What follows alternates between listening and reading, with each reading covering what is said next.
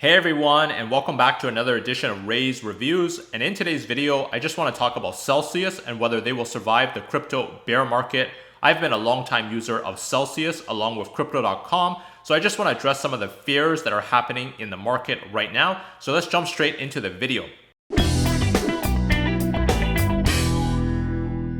Alright, so first let's talk about Celsius's upcoming product roadmap, and then I'll talk about how I feel about Celsius, the company. Now, full disclosure, I love using the Celsius app and getting weekly rewards, but I have never owned any Cell token before, and the reason for that is because the utility of Cell token was getting really limited to getting discounts on loans in the past for me, and in the USA where I live, it's just not something that I actively took part in, versus something like Crow, which was the fuel of the Kronos ecosystem, and accumulating more Crow would allow me to get higher tier debit cards like my Icy White debit card. Well, this is all gonna change in the future with the launch of the Celsius Visa credit card that is expected to happen in Q3 of this year. Now, the exact details are not yet announced, but owning Cell token will basically allow you to get higher and higher reward rates and benefits, which is very similar to Crow and the Crypto.com debit card. Now, I think this is pretty exciting news, and I'm super excited to see what Celsius has to come up with, as this is an actual credit card. It is not a debit card like with crypto.com or Voyager Digital, and this really makes owning Cell token have much more utility in the future. I think if this is done right, the Celsius credit card could compete with the likes of the Chase Sapphire Reserve card, for example, and of course they will jump right into the competition with the likes of other crypto credit cards like the Gemini credit card or the BlockFi credit card, and of course into competition with crypto debit cards like the crypto.com debit card and the upcoming Voyager Digital debit card. So I am super excited, as I think competition is only good for the crypto market. I'm happy to see Celsius really improve the utility of the Cell token with their upcoming credit cards. But with that said, I do want to address a couple of things. And number one is Cell token has no correlation to the health of the company Celsius. So the drop in the price of Cell token, once again, has no correlation to the health of the company. Celsius, in my opinion, is a well-capitalized company. Some people kind of equate the massive drop in UST and the UST run on the Terra Luna network similar to the drop in the Cell token price, and think there's going to be a massive run to exit Celsius network because it's going under. Like, for example, Alameda Research pulled out 50,000 ETH just recently. But personally, I think this is a different situation because UST was a stablecoin used in a lot of things. Cell is a token used in, well, nothing. Sorry, bad joke. Okay. Now keep in mind, when Celsius raised $750 million back in November, it was oversubscribed from $400 million. So they actually got more money than they were expecting. Now this was back in November, and this money was raised in US dollars, not in Cell tokens. So unless Celsius blew $750 million in a matter of 8 months, I think they have more than enough liquidities to survive the storm and continue to pay yield. Once again, the price of Cell token has nothing to do with the fundamentals of the company. There is the Cell token price, and then there is Celsius, the company. Like if Coinbase went out today and issued a token called the Coinbase token, it would again have nothing to do with the fundamentals of the company. That's not to say that there won't be future utility for like Cell token holders or hypothetical Coinbase token holders, but you cannot equate the fundamentals of the token price to the fundamentals of the company, as they are two different things. All right, number two, look at the investors who invested in Celsius. One of them is CDPQ. If you don't know about CDPQ, they are an institutional investor that manages pension money in Quebec. Once again, this is an institutional investor that manages pension money, which will fund the retirement of people. This is not a venture capital investment firm which takes a spray and pray approach where you kind of like make 10 investments and just pray one of them is like the next Uber and you don't really care if the other 9 fail. This is pension plan investing. These guys, they are looking for safety. Pension funds are not going to look at a company for like 1 week or a month and say, hey, Celsius looks good, let's dump some money into them. I really think that they are going to rip apart the company's financials left and right, probably for like half a year, maybe 6 months. These are some of the biggest and brightest minds out there. They are going to do their due diligence. They are going to assess all the risks and the potential for anticipated returns, and after considering all these factors, they still decided to make an investment. This personally gives me a lot of confidence that sufficient due diligence was done on Celsius. And also keep in mind that the capital they raised was once again oversubscribed back in November. They only wanted like 400 million, they got 750 million. And as Alex Mashinsky said, it's not $400 million, it's the credibility that comes with the people who wrote these checks. All right, number 3, Rod Bolger. So on February 22nd of this year, Celsius announced the appointment of Rod Bolger as its new CFO. So Rod Bolger was formerly the CFO of RBC, which was Canada's largest bank and one of the top 25 financial institutions in the world. His responsibility as the new CFO is to ensure that the finances of Celsius can continue to accelerate growth and the company is sustainable. He could have most likely continued to work in a number of traditional banks in the world with his track record, but this guy decided to, take the career gamble of joining Celsius.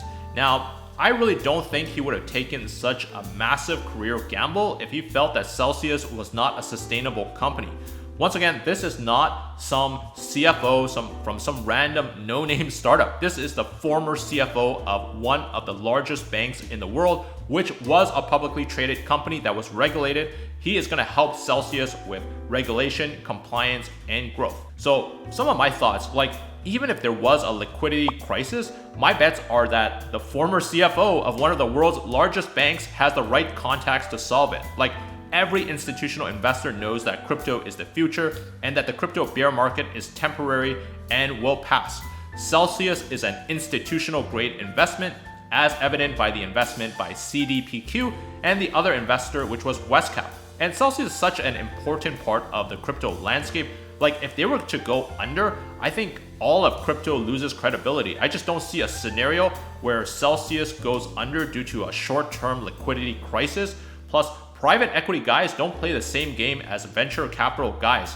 Even if there is a liquidity crisis, my bets are that Rod Bolger and Alex Mashinsky, along with the PE people backing them, can sort of solve any type of short-term liquidity crisis you throw at them. And number 4, Celsius has multiple revenue sources, including staking, lending, and their own Bitcoin mining operation called Celsius Mining, which plans to go public. All right, let's talk about Celsius freezing the withdrawals on the platform next. Wait, you mean my assets are forced to be locked up and I can't withdraw when I want to? Wait a second. Isn't that the same business model as Crypto.com? All right, please remember everything I'm saying is my own personal thoughts and opinions. Please draw your own conclusions. I am not a financial advisor. I don't work for Celsius. I don't have insider information. I'm just a regular guy on the internet. These are just my own thoughts and speculation. Okay, but at the end of the day, I do not believe that Celsius, the company, is insolvent. I believe the company is just temporarily illiquid and they are not insolvent. So, what I think happened is that there was massive fear in the market and FUD all over Twitter, which resulted in people being scared. And this caused a massive run on people to pull assets from Celsius. Perhaps this fear was caused by one of its competitors or the Alameda Research withdrawal. So people got scared that this was the next Luna. And Celsius, in their risk management preparations, did not anticipate this event ever occurring. Crypto lending platforms are not designed to handle such high volume withdrawal events, this being almost like a black swan event caused by a combination of FUD on Twitter and the continued crypto bear market. So as a result, because you have more withdrawal requests of assets than Celsius has assets on hand, because your assets are currently being lent out, then strictly due to timing, Celsius does not temporarily have the assets to return to you. Now, did they make a mistake? I think they miscalculated the likelihood of such an event ever occurring.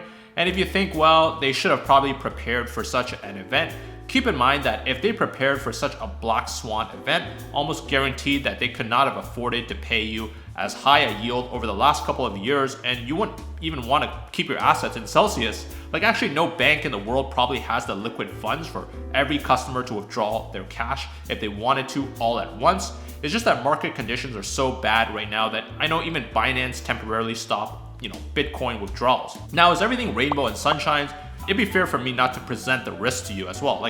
Everything is hypothetical once again, but 2 concerns of mine. So, Celsius engaged in the farming of staked ETH to generate yield. However, they posted that staked ETH as good as ETH on their balance sheet. So while they were farming staked ETH, they were paying out their users in regular ETH. Celsius owns some ETH as part of its liquidity in case customers wanted to withdraw, but unfortunately not enough in case everyone wanted to withdraw all at once, which is sort of what happened. So unfortunately, their staked ETH, which is still locked up and will be until the merge, is trading at a discount to regular ETH right now, and it could be many, many months away before that becomes unlocked when Ethereum goes to proof of stake. You cannot trade staked ETH one-to-one for regular ETH, so you have to unload it for a discount. But also, if they tried to unload all their staked ETH on the market, they would have destroyed the value, which kind of brings me to the next point. Like, what is this Celsius 320 million transfer to FTX? People are speculating why this transfer occurred.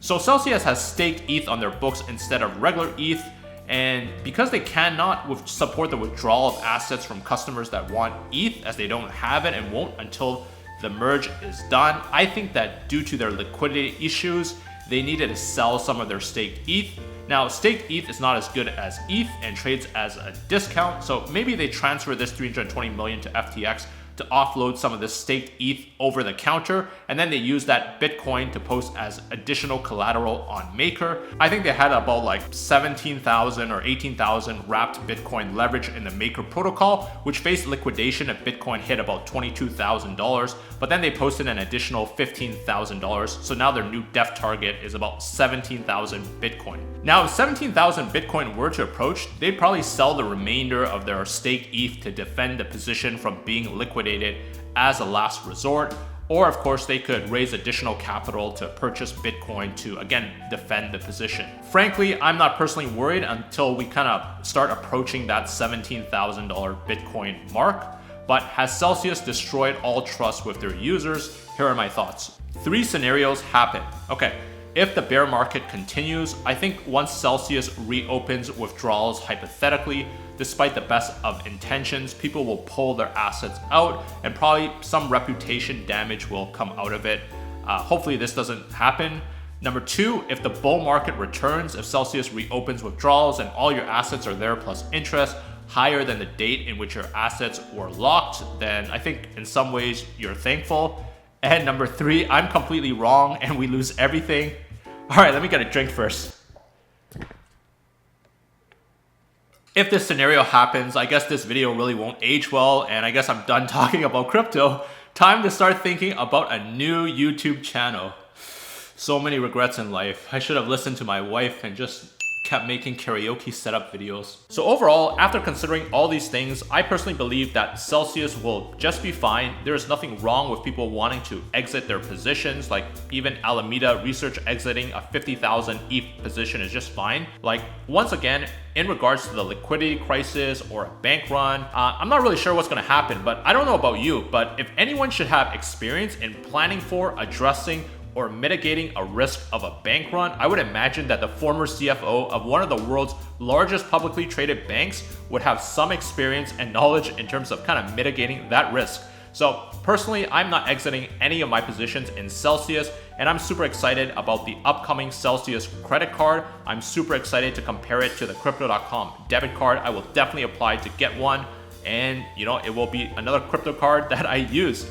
But once again, these are my own thoughts and opinions. Like, I could be wrong. No, I ain't perfect, but no man on Earth's surface is. I hope my investment is worth it. Not like my Luna, which is worthless. All right, as with anything and everything, please do your own due diligence and research. Please do not trust anyone, including myself, unless you've done proper due diligence for yourself. And with that said, I hope you guys enjoyed that video. Please like and subscribe if you did, and I'll see you guys in the next video. Take care.